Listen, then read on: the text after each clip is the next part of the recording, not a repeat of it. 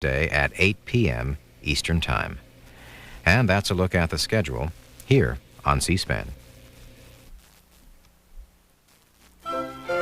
This is Book Notes, C-SPAN's 60-minute discussion with the authors of public policy, historical, and political works. For the next hour, you'll see behind the titles and gain insight into the authors as people and the experiences which shape their lives. This week, our guest is Louis Lapham, editor of Harper's Magazine.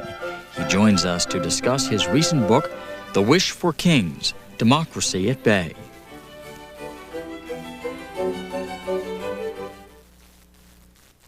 Louis H. Lapham, author of The Wish for Kings, Democracy at Bay. You have a chapter called Versailles on the Potomac. What's it about? It's about the splendor of Washington that has been the magnificence of its marble, of its pretensions, of its bureaucratic vastness, so that it has become like a palace at Versailles. I mean, and it is a court society, a world unto itself, sometimes called inside the Beltway. And it's grown and multiplied since the end of the Second World War, so that the expense of government, the number of functionaries, of people who serve government in its many facets. I mean, I think there's something like now 100,000 lawyers and lobbyists that work on various degrees of regulation, and the Congress, the staff of the Congress has multiplied to 35,000, and it's this sense of a vast Versailles-like court, a hall of mirrors in which the various servants of government flatter one another or blame one another, strike poses, issue bills, make announcements, stage pageants of one kind or another. That's the view of it in that chapter. You have a story in here about Robert Mosbacher, the former Secretary of Commerce. I do. When Mosbacher first came to, he was appointed by Bush, and he came from Houston, and he thought that a man of his stature and magnificence should have had more notice by the media, more time on television, more space in the Washington Post, and so on. And so he was constantly seeking means of his own self-aggrandizement, and he hit upon having a private entrance made for himself at the Department of Commerce on the other side of the building from the entrance in which the mere populace was to come and go, and he had the entrance built at great expense with a long awning, sort of like a canopy in front of a nightclub or a restaurant. And I think he wanted to have it red because Jim Baker's canopy at the State Department was blue, or he wanted it blue because Jim Baker's canopy was red. I can't remember which way it went. But there were only 6 people allowed to use that entrance. There was Mosbacher himself, his wife, his secretary, his deputy, his lawyer, for all I know, his valet. And then, after he'd gotten that all together, it still wasn't quite grand enough. He practiced walking in and out of that entrance for a number of weeks, and then he decided that still, once he got inside the building, there was a distance to go to his own private elevator. But between the entrance and the elevator, there were offices, sort of cubicles in which the poor people wore shirt sleeves. I mean, it was an unseemly display of manual labor. So he had the entire inside of the Department of Commerce, that part of it anyway, reconstructed. The offices were moved so that there was a properly open, grand space between the entrance and the elevator. And I believe that there was a table put there with simply a decoration of flowers. But it's that kind of attitude that too often captures people. I mean, not only, of course, in Washington, but elsewhere within any organization large enough to sustain its own theory of reality. Nancy Reagan, The Color Red, and a Bed? She used to have her own bed or a replica. When she traveled with the president, she would have her own bed or one exactly like it carried a few days before she was going to arrive in some foreign capital. And she also was in, as you probably well remember, the color red was a passion of hers, so that the rooms in which she was to stay, whether she was going to a palace in Venice or a castle in France or a hotel in Hawaii, the room was painted red prior to her arrival. And her bed was placed, the room was painted. And then the mirrors were all dropped because Nancy Reagan was fairly short. And sometimes the mirrors had to be brought down to a level that didn't, so she saw more than the top of her head, which would otherwise put her in a bad mood for the afternoon. Jack Kent Cooke, who owns the Washington Redskins, you quote him as saying, "I'm a Republican, but strangely I have a great many Democratic friends. Dodd, Brzezinski, Greenspan. He's of indeterminate lineage. Sam Donaldson, what's he? Gene McCarthy and George McGovern. What's the point here?"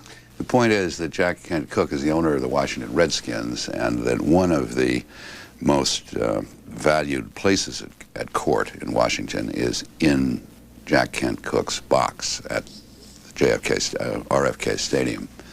And it's a large box. I believe there are 50 or 60 places in it. And of course, during the long period of the Republican administration, the box was filled with important Republicans. And shortly after the election of Clinton, I believe within 2 days, suddenly it turned out Cooke discovered all of his Democratic friends, and their seats were changed. And with a new administration, the court brings in new courtiers, and Cooke was very quick to see that. It's the constant game in Washington, as you know far better than I, of who's in, who's out. I mean, who will come, who will go, who will get to write the senator's speeches or carry the general's shirt or sit in Jack Kent Cooke's box or have a parking space at the National Airport. I mean, these are questions of vast weight. You also quote Mr. Cooke as saying, "The box is not used to ingratiate myself with the administration. Please quote me," this is the New York Times actual quote, "please quote me precise on that. I invite people who are good company, happy, cheerful, good-humored people who love football." It's a great statement. It's worthy of a politician, but I mean, I'm sure you can always, people who are in Jack Kent Cooke's box are apt to be happy and cheerful and loving football almost of necessity. I mean, that would be whether they're Democrats or Republicans.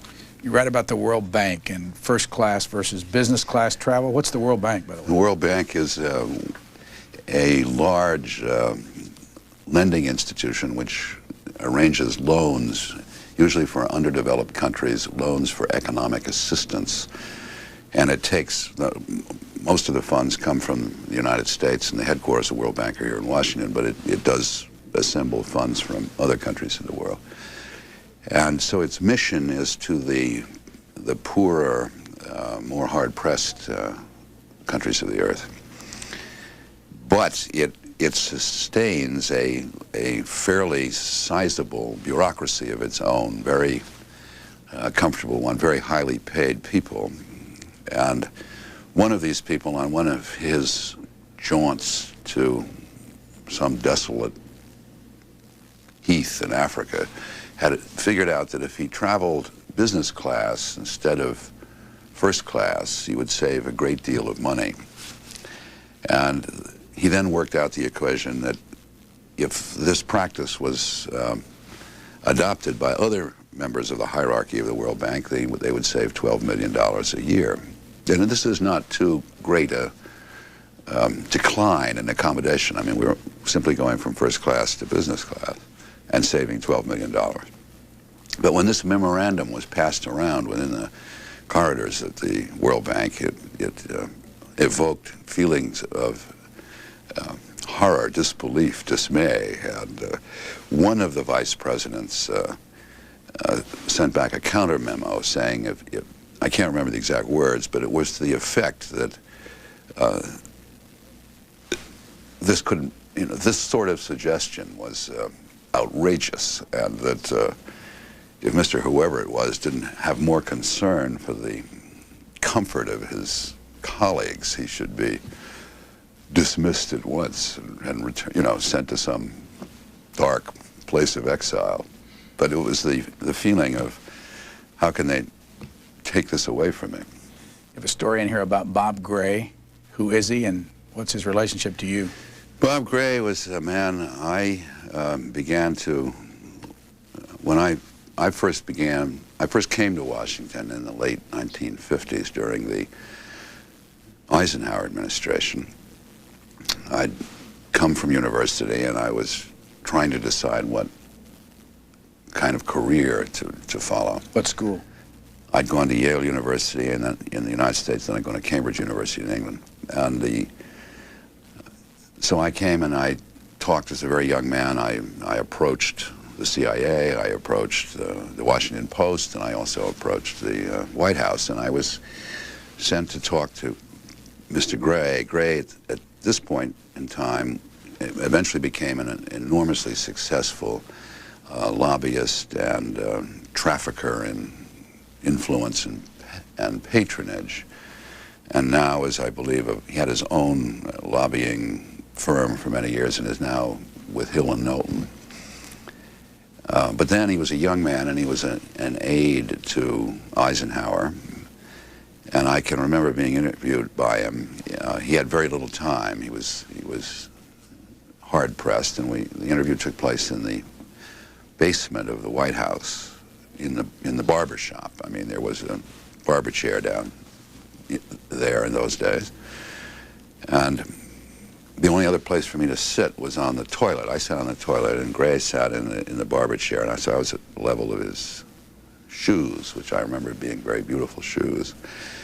And I started to talk about democratic theory. I was very young, very idealistic, and Gray waved that all off and sort of said, please don't waste anybody's time. He said the whole thing about government, about Washington, about power is simply to acquire the right sort of friends and make connections and do what you're told until the great day comes when you can tell others what to do. Carry whatever water must be carried, and so on. It was a very realistic assessment and a very clear statement of the principle, which I never forgot. He made it very articulately. What happened to Bob Gray after 1957? He became, he then went into set up his own firm and became very influential in a number of, as a lobbyist, as a man who makes introductions, who arranges things, who helps legislation more easily through the channels of the Congress and so on. Lobbyist, I believe, is the term. What happened to you? What happened to me? I went into the newspaper business. I became a newspaper reporter, first for the San Francisco Examiner, and then for the New York Herald Tribune. And then I became a magazine writer in most of the 60s for the Saturday Evening Post and for Life magazine. And then what? Then I became a writer for Harper's magazine in about 1970, and then in 1971 I became, by default, a managing editor, because there was one of those office politics things that happens in New York magazine offices fairly frequently. So the then editor resigned, so did some of the other editors. I didn't agree with their unhappiness. So I stayed, and I became, on a Monday I was a writer, and on a Tuesday I became a managing editor. And I remained, I was the managing editor for 4 years, and then I became the editor in 1976. How long did you stay there? Well, I was the editor for about, let's see, from 1976 to 1981. Then I was fired, and spent 2 years in exile and rehired in 1983. I was then the glorious return. I was recalled as the editor of the magazine. So I've been the editor twice. Once 1976, 81, and again from 83 until now. You dedicate this book to John R. MacArthur, who is wary of merchants, let alone kings. Who is John R. MacArthur? John R. MacArthur is the publisher of Harper's Magazine and is related to the large MacArthur family, well-known family in Chicago. And he became associated with Harper's Magazine very early when it, in 1980, became interested in the magazine. And it's a long story, but when the magazine went bankrupt in 1980, it was through his influence that the magazine was rescued, first by the John R. MacArthur Foundation, and then, in turn, by the Harper's Magazine Foundation. And he is, first of all, a journalist, and has himself written a good book called The Second Front, which he published last year, which is a book about the press coverage of the Gulf War. And then he's also the publisher of the magazine. But he's a very, very good person for me to work for, because he encourages freedom of expression. I mean, he is not nervous about offending the powers that be. Where's the MacArthur money come from originally? It originally comes from John R. MacArthur's grandfather, who was a man who made a great fortune in the real estate and in insurance businesses, and began to acquire his fortune in the Depression in the early 1930s. In the middle of that period when you were without a job, Yeah. you had a dinner that you were invited to that Giscard d'Estaing, the former president of France, to tell that story. Well, I was, again, I'm trying to explain that the courtier spirit, the attitude of bowing and scraping that takes place in various large American institutions is true of, certainly in Washington, but it's also true of quite a few business corporations. It's true within the media. It's true in the universities. Define the word courtier. Courtier is one who says to a succession of masters, make of me what you want. I am what you want me to be. In other words, it's a toady, a dependent, somebody willing to do whatever is asked by his or her boss, and lives by making a constantly gracious impression. It's yes man would be another way of, that would be another phrase for it. Anyway, in 1981, I was the editor of the magazine, and I had been asked to a very small dinner at the Council on Foreign Relations in New York for Giscard d'Estaing. And I was invited, I believe, on the 1st of August, and then I was fired on the 15th of August.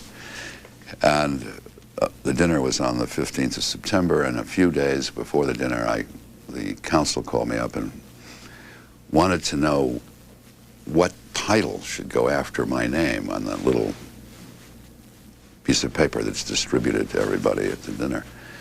And I, of course, by that time had none. And there's this long and ghastly silence, and I finally managed to resolve it by saying that I wrote an occasional article for the Washington Post, and so I didn't have any permanent employment with the Post, but it was enough to get on the piece of paper. Would they have invited you if you didn't have a job? It wouldn't have been, probably not, no. I mean, again, the notion of the court, the notion of titles, the notion of one is known by one's institutional affiliation, the plain democratic name, it has to have the of Mobil Oil Corporation, of the New York Times, of C-SPAN, of Harper's Magazine, of whatever. I mean, we as Americans like to pride ourselves as individualists constantly, and one of the images of ourselves that we like the best is that of the Clint Eastwood figure, or the man against the system, the cowboy faring west in the rain. But we, in fact, are people that are very much dependent upon our institutional identities and identifications. I am of the bank, I am of the paper, I am of the studio, whatever. And this, of course, is one of the premises or theses of the book, which is, as the courtier spirit, which is the accommodating spirit. The democratic spirit is the one that simply speaks out and says whatever it's in its mind. And candor is one of the great democratic political virtues. We're Democrats to the extent that we try to tell each other what we know, what we've seen, what we feel. We're courtiers to the extent that we tell each other what each of us want to hear. And so the book is saying that as more and more people in this country become more and more dependent on large institutions, whereas in the last part of the 19th century, most Americans were self-employed, something like 80% of the population, many of them farmers, obviously, but farmers and small craftsmen and businessmen. In the 20th century, as the large institutional organizations come forward, now I think only 2% of the American people are self-employed. And if one depends on an institution for one's whole existence, I mean, not only medical insurance, but also clothes allowance, also pension, also place in the world, also business card and so forth, then the independent habit of mind tends to give way to the more accommodating habit of mind. That's one of the arguments. Note 6 in the back of the book, the story of Kissinger's life is the story of the perfect courtier. Kissinger was a man who knew how to play the court world extremely well. I mean, he began as he was discovered by Nelson Rockefeller when he'd been Kissinger started as an academic. He was at Harvard, history professor, I believe. And then somehow he managed to get to Nelson Rockefeller, and he provided Nelson Rockefeller with whatever theories. Nelson Rockefeller was then governor of New York and had presidential ambitions. And he provided him with theories of the Cold War, theories of nuclear disarmament, theories of nuclear exchange. I forget in what succession they came, but Kissinger, again, was a man always willing to arrange the world to fit the desire of his patron, whether it was Rockefeller or Nixon or sometimes important senior columnists in the media. I mean, he understood that the world was a world of poses, of the right word at the right time. Whether the theory actually was true or not, whether it had any relation to the facts or not, was less important than the way it advanced or failed to advance Kissinger's career. It's a little bit off the subject, but it's in your book, and it's note number 12. You talk about an advertising executive who had to give an enema to a client once a month, once a week. What in the world is that story? That story is, I'm saying that as well, it's a story about, trying to put it delicately. Is this new information, by the way, in this book? No. No, is this the first time it's been published, this little story? Yeah. I mean, you found this out? a fellow explained this to me, yeah. Well, tell the whole story if you don't mind. Well, it's a story, I mean, the magazine business, again, as people become more independent on their patrons, more willing to do what is ever necessary to do to get the vote or to get the part or to get the account. People who are in the position of granting those requests begin to have more and more refined desires and appetites. I mean, it's a variation on the old story about the Hollywood producer who insists that the young aspiring actress go to bed with him before she can get the part. In this instance, it's a story of an ad salesman who is dependent on a client for a very large account, a couple of $100,000 a year in business for the magazines in question. And the client had a weird sexual request, which required the advertising fellow to show up, I think, once every 2 months in a motel in somewhere in New Jersey and administer an enema to the gentleman. So, and by the way, you say he had to wear a seersucker suit, a bow tie, either yellow or pink? Yeah, he had. There were certain sartorial requirements.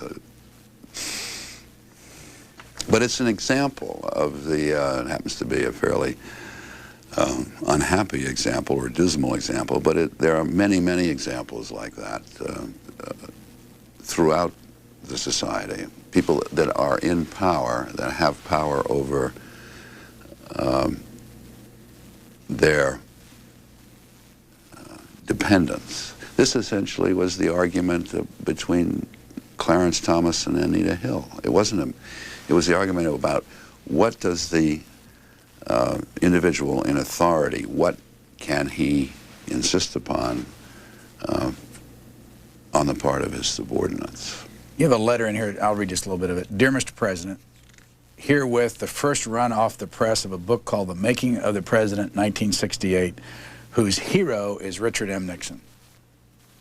Later on you say, this gentleman says, the campaign that this book tries to describe was the campaign of a man of courage and of conscience, and the respect it wrung from me, which I hope is evident, surprised me week by week as I went along. Later this man writes, there's so much difference between being a reporter and being a citizen, and his last line, and this president can also call on me as a friend. Sincerely, Teddy White. Right. Why did you put that in this book? I put that in because I'm trying to show the relation of the media, the press, to power, which is again the relation of the courtier, trying to curry favor among the people whom it describes, to stay friends. I mean, in that particular book, White had some rather sharp things to say about Nixon, but he wanted to maintain his place at court. I believe this is true. I don't know if this is in the book, but I've been told, and I think it's true, is that Kay Graham in the Washington Post, shortly after Nixon was impeached, I mean the same month, sent him a nice note and said, don't worry, when it's all over, we'll have dinner. I mean, it's that relation. The relation is always to power. And if you're out of power, nobody can remember your name. And if you're in power, everybody's your best friend. The case of Nixon's career is a brilliant demonstration of that. I mean, a man who was considered a used car salesman, impeached, and now he's 20 years ago, his name was synonymous with scoundrel crook, and now his name is synonymous with statesman and philosopher. The last line of the jacket on your book says, the several facets of this question come into brilliant focus in this important book by one of our most incisive social critics. No one who cares about the future of our nation should miss reading The Wish for Kings. They're writing about you. And the only reason I bring that up is that you then have a note in here that says, the talent for self-promotion is by no means unique to Washington. In New York, it is common practice for authors to write the jacket copy for their own books. That's true. Did you write the jacket copy for your own book? I don't think so. I certainly edited it. I mean, what happens is that the publisher writes it, and then they submit it to the author. And so I'm sure I had a hand in that. Did you worry about the fact that you had a hand in that and then used this footnote? Because you're right, you're critical of a guy named Gordon Lish, who wrote the following about himself. There is no other contemporary figure in the nation's literary community whose presence is as widely or as urgently felt. I think it's a question of degree. I mean, it's a question, I thought the Lish was a little over the top. I thought the words that the publisher used on my own behalf were fairly cliched and familiar. What about this book? It's published by Harper's, by Grove Press. Is that owned by Harper's? No, it's owned by the Atlantic Monthly. There's something called the Atlantic Monthly Press, and then there was something called Grove Press, and just about the same time that this book was published this spring, Atlantic Monthly Press acquired Grove Press, so now they're a joint publishing company. Why did you want to write this book? I wanted to write the book because I was trying to describe what I saw, not only I was trying to report accurately the circumstance of what I kept encountering. I mean, and again, it's not only about government, it's about universities, it's about corporations, about the media, and I don't exempt myself from the conditions that I describe, but people constantly go around and say the American democracy is in trouble, or the United States is in decline, and so forth. And it seems to me that if there's that may be true, but one of the reasons that is there is an absence of Democrats, small d. I mean, something is evolving in this country, and has been over the last 20 years, away from the notion of democratic self-government, and even more to the point, a loss of faith in the democratic idea. I mean, freedom is good, but it's not enough.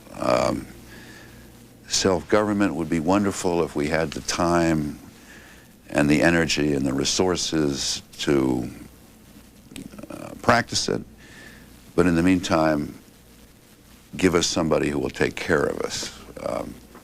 That's the wish for kings. The wish for kings is a very old wish. It's the wish that brings in Caesar. It's the wish that brings in the man on the white horse, the magical figure that will resolve all one's troubles. And it is antithetical to the democratic notion of discovering one's own future. You write, I have come across only a small number of people who can talk about any particular book at convincing length. That is true in New York. New York is, that's a remark, I believe, about the New York literary world, where the conversation is much more apt to be about the author's standing in the market. I mean, everybody has read the reviews, and everybody knows whether the book is up or down or in or out. And everybody has something to say about it in a couple of sentences. But I find, at least within the court world of the New York literary scene, that relatively few people have had the time to read all the way through the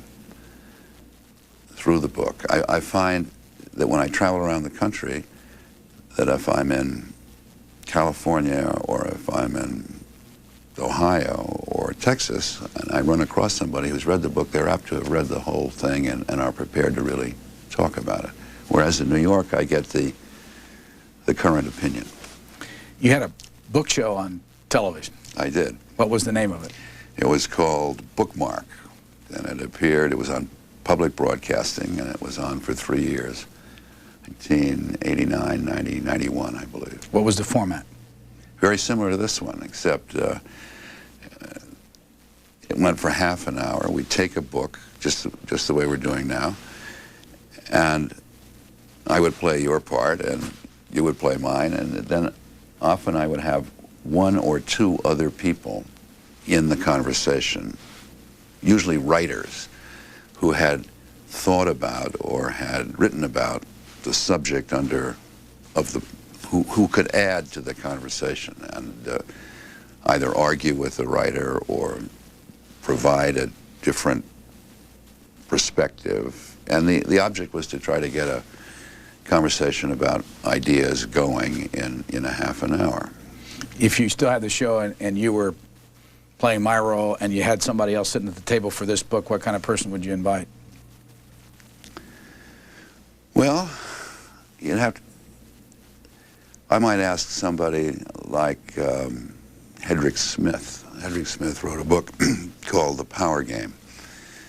And a very interesting book, came out, I think, 4 years ago, and he, well-known figure in Washington. This would be, certainly from the Washington side, this would be a very familiar topic to him, and he would agree with some of it and argue with some of it. But again, he's very good on television. I mean, he would have been an interesting presence, I think. What happened to the show?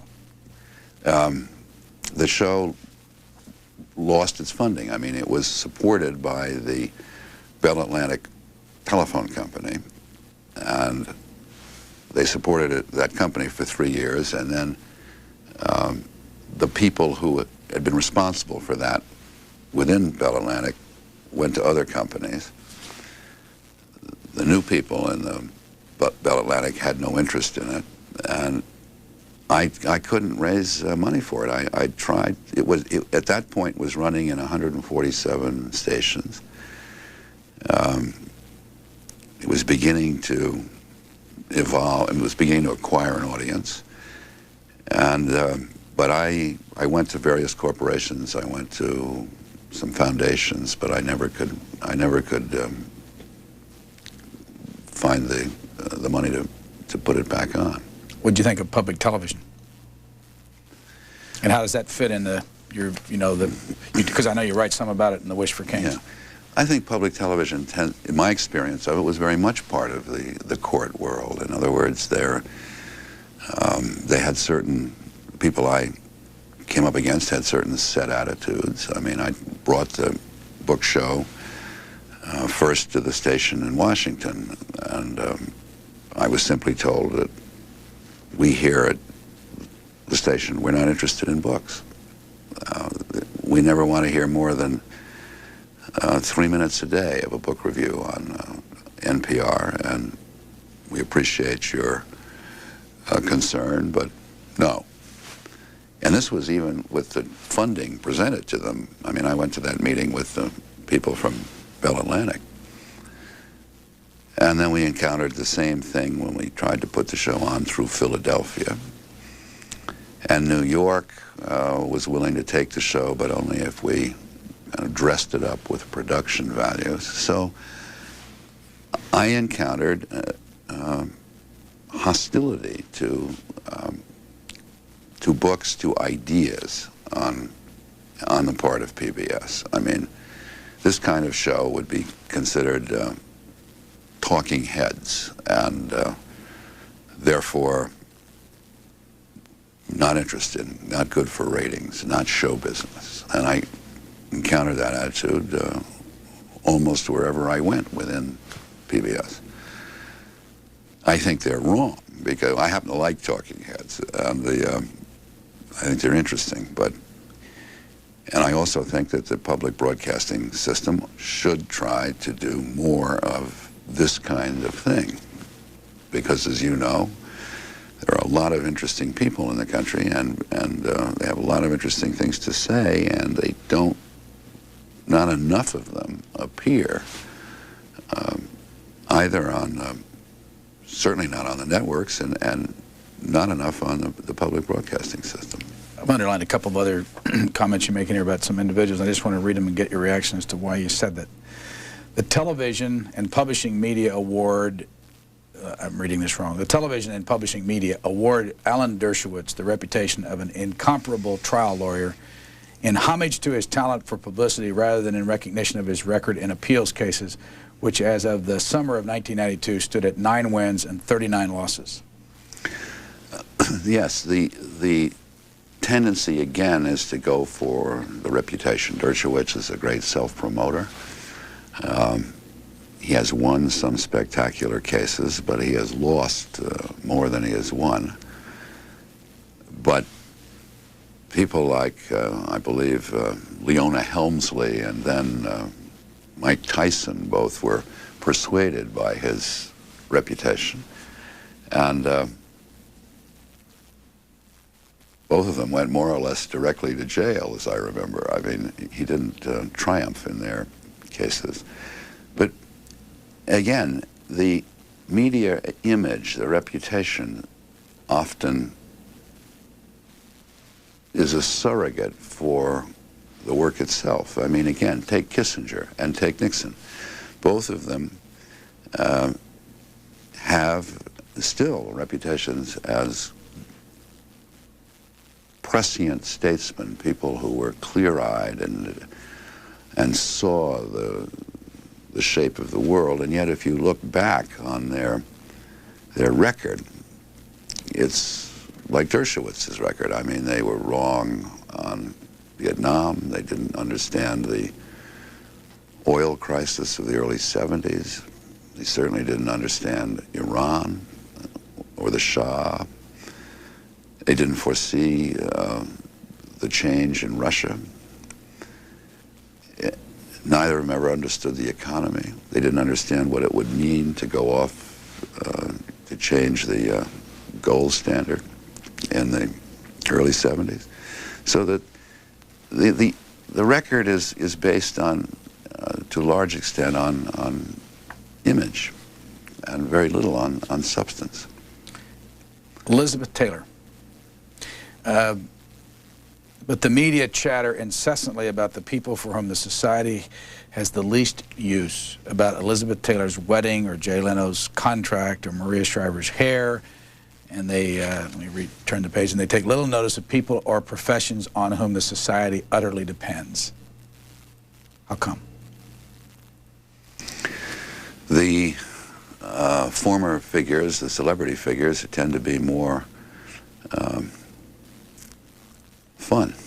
I mean, they can be brilliantly illuminated. They provide gossip. They're decorative. I mean, to keep celebrities in a way is like keeping pets. I mean, they're expensive, but they relieve people of their own grief or their own concerns. They can.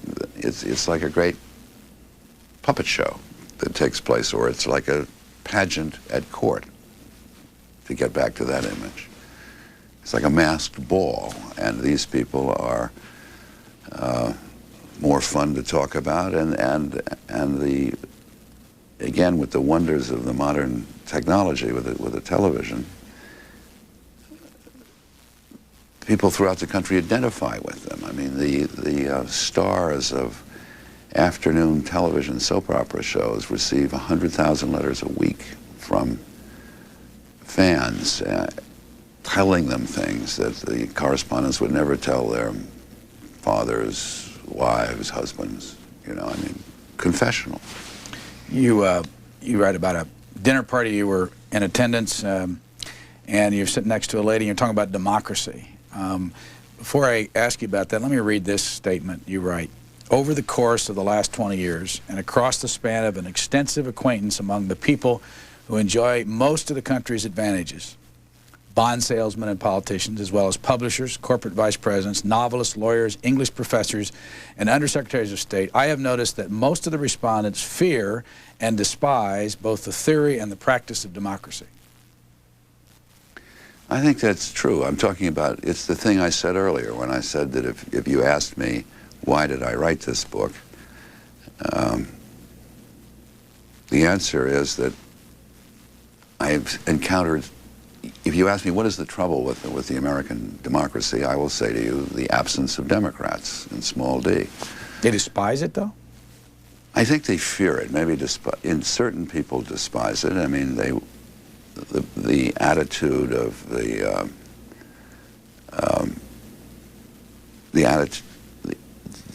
despising takes the form of the superior judgment and taste, let's say, of either New York or Washington.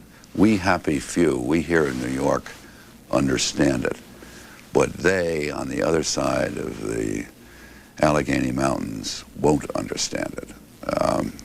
Or we happy few here in Washington know what is meant by, but they won't know what is meant by.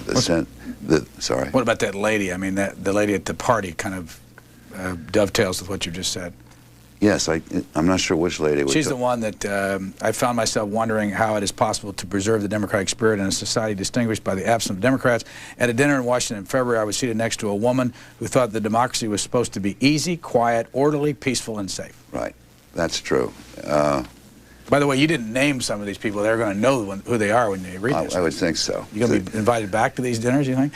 I have no idea. Maybe.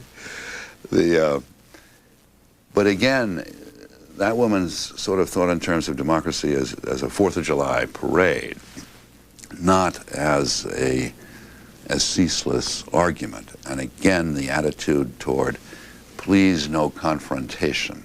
Democracy is about confrontation. It's about you and I disagreeing with each other.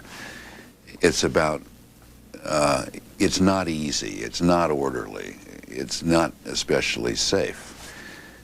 And the language of the court, the language of people who despise the vulgarity of too sharp an opinion or too garish a taste, say, don't want to argue. You know, this woman, you know, was amazed to discover that that individual property rights could sometimes actually be in conflict with community rights. I mean, this came to her as a great news. And when I say despise, and when I say few Democrats, then you have to look at the instinct all over the country to sort of withdraw into enclaves. Take the city of Los Angeles, where you have the people in Bel Air or in Pasadena or in Beverly Hills living behind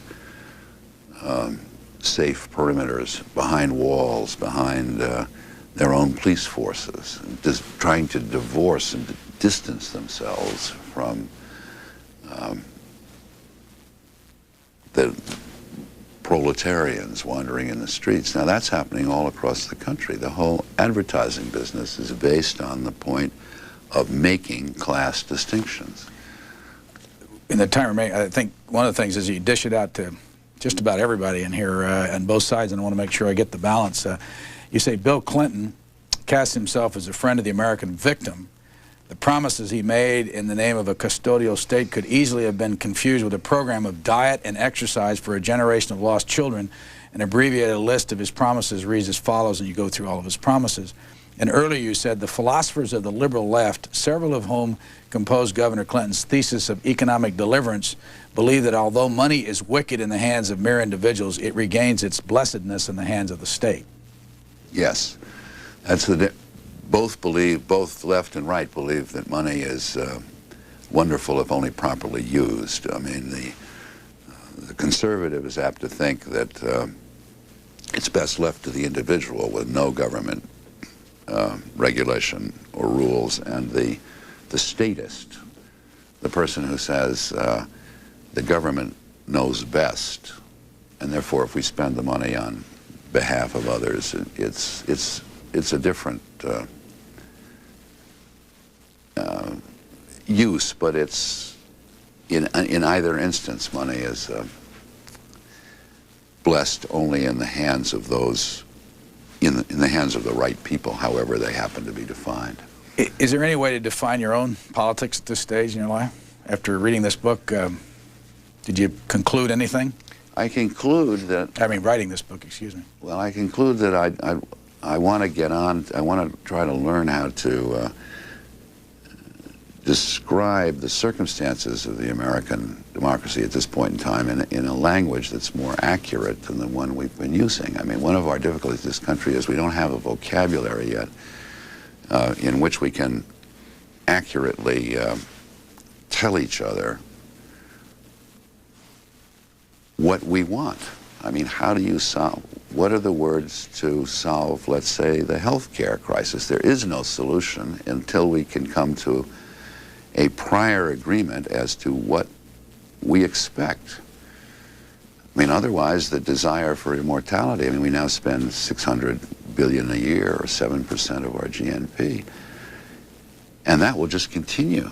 I mean, we will bankrupt ourselves because we will, the desire to stay immortal. I mean, how are we going to control that desire, that urge, unless we come to some prior agreement as to what we're about? Are you a liberal or a conservative? Well, I would say I was culturally a conservative, but I tend to be politically a liberal. I mean, I have elements of both in them. Do you have a favorite president? You mean other than Lincoln and Jefferson? Okay. They would be they're the ones I probably know the most. What do you think of the about. Kennedy legacy? I think it was, again, it's part of the wish for kings. It's the, I think there was less there than we wished there would be. Lyndon Johnson. Johnson, to me, was a fascinating figure. I actually met Johnson. I worked in the White House in the White House, press corps briefly while he was president. And I've read quite a lot of books about Johnson, and I don't have a simple answer. I mean, the elements are so mixed in Johnson that I think he's, in some ways, almost a tragic figure. Jimmy Carter. Carter, I think, is much better as an ex-president than he is as he was as a president, and I misread Carter at the time. I think the more I know about Carter, the more impressed I am with him. Ross Perot. Perot, I think, is an autocrat. I mean, I read him that way. I see him as a man who, if he could run he's very,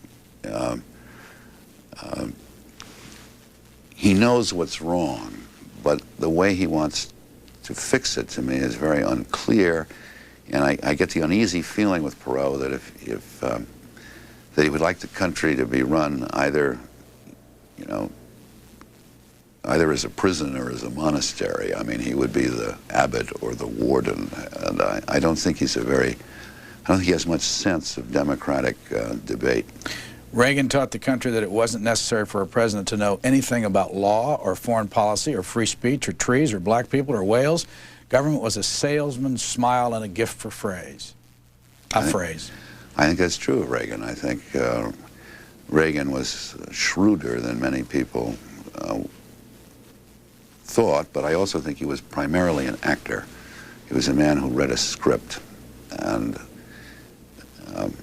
what the words meant, I often think he didn't know, nor did he think it was important. Star Wars would be a wonderful example. I mean, he was on his way to a budget meeting, the first budget conference, the summit, and the night before, Jim Baker was then the Secretary of the Treasury. He had given him a briefing book. And they get in the limousine to go to the summit the next day, and Baker says to Reagan, well, did you have a chance to read the briefing book? And Reagan looked at him in horror and said, but Jim, The Sound of Music was on last night. I mean, course he didn't have time to read it. I don't think he had time. I don't think he had to be especially well informed on those various heads. Where were you born? San Francisco. How long did you live there?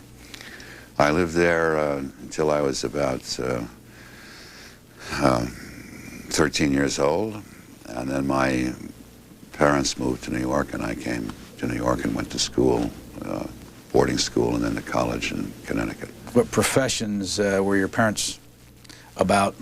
My father had been first in the shipping business and then in the banking business.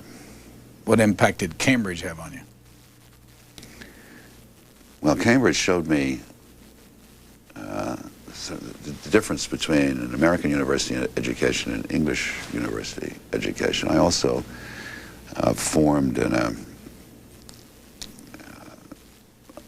I learned to admire C.S. Lewis, who was then at Cambridge, and E.M. Forster, who was then at Cambridge. And so I was allowed into the presence of men whom I thought exemplary in many ways.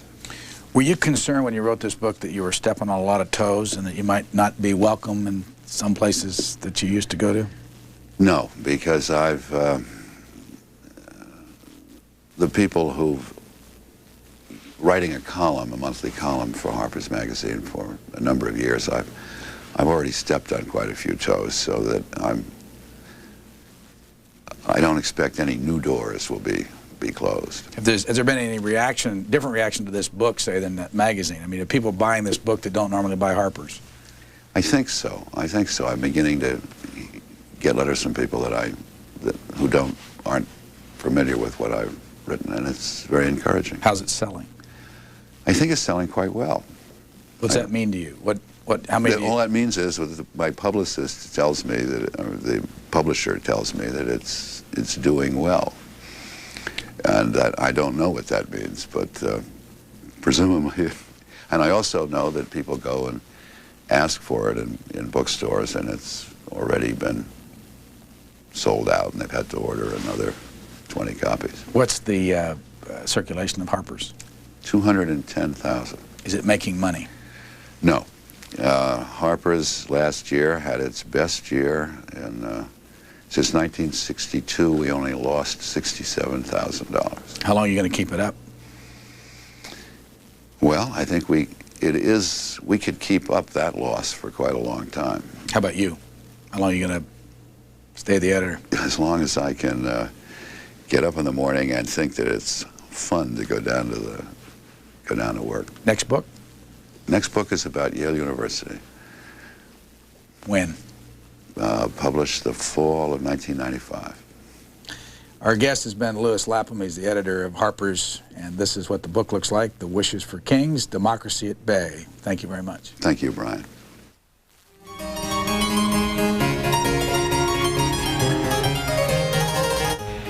Next week on Book Notes, we'll discuss the political debates between Abraham Lincoln and Stephen Douglas. The series of 7 debates, which began on August 21st, 1858, are chronicled by Civil War historian Harold Holzer in the recent book, The Lincoln-Douglas Debates. That's next Sunday on Book Notes at 8 and 11 p.m. Eastern Time. Coming next on C-SPAN, a look at politics in Great Britain.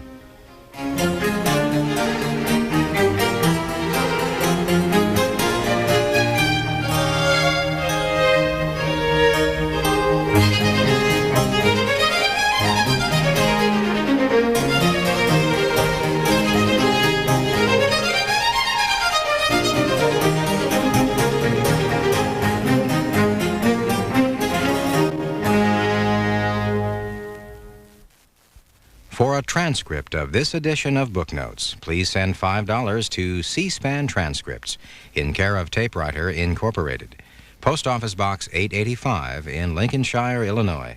The zip code is 60069. Members of the United States